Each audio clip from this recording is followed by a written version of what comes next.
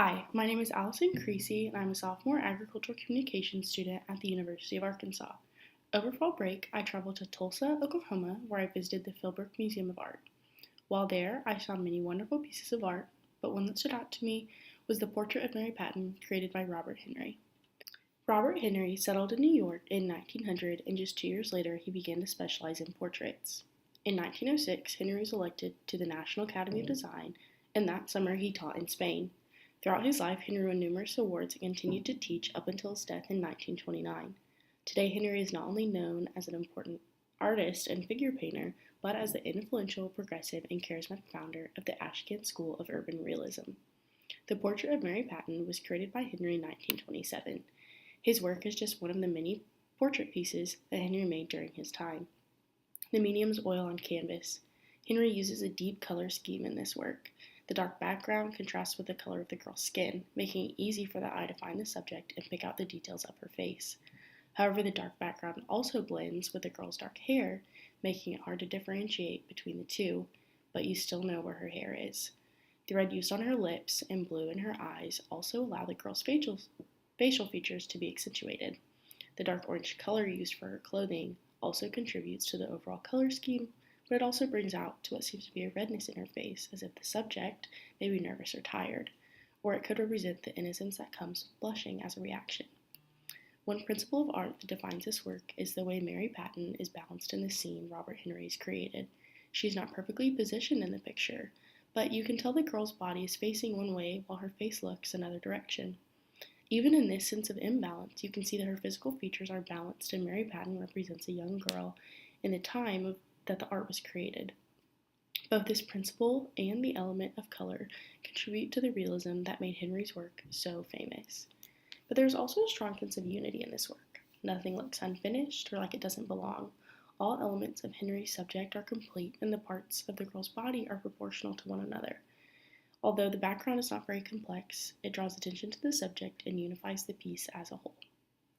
There are a few methodologies of art that can be used to describe Henri's work, Portrait of Mary Patton. The biographical method is used in this piece to depict the way he admired youth. This piece, along with others created by Henri, is consistent with the time period of when Henri and his wife made several trips to Ireland's scenic west coast. They first visited the country in 1913, but they continued to travel there through the 1920s. The children he encountered in the local villages in Ireland had an unconventional aesthetic beauty that proved to be irresistible to an artist striving to capture the purest essence of his sitters and their unaffected dispositions. The village children were eager to sit for the artist and would travel up the hill from their cottages to Henri's welcoming home that they purchased in 1924. Portrait of Mary Patton is a prime example of using portraits to tell stories of people and places. This work in particular also shares insight into what Henri loved and cared about. Not only did he love to travel, but no matter where he was, he found a simplistic beauty in children. Henri revered children, writing, "I have never respected any man more than I have some children.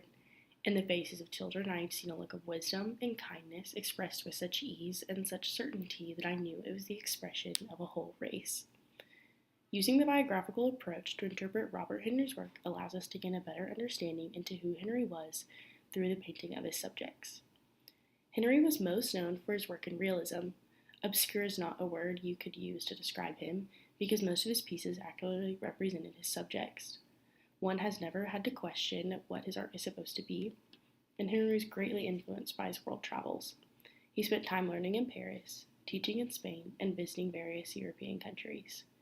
While walking around the Philbrook Museum of Art, I saw many pieces that day that I found aesthetically pleasing. However, as I came across the portrait of Mary Patton, I was not only drawn to the visual aspect of the work, but I wanted to know the story as well. Who was that girl? Where did she come from?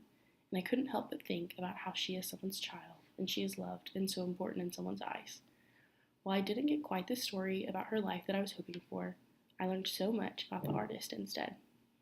It is amazing how humans have the intellectual capacity to use pictures of one thing to tell the story of something completely different. Nothing about that little girl resembles Robert Henri, but she still tells his story so well. She exemplified his love for traveling and the simple life. While this face was just one of many Henri met throughout his travels, there is no telling how many stories he has told through his other works.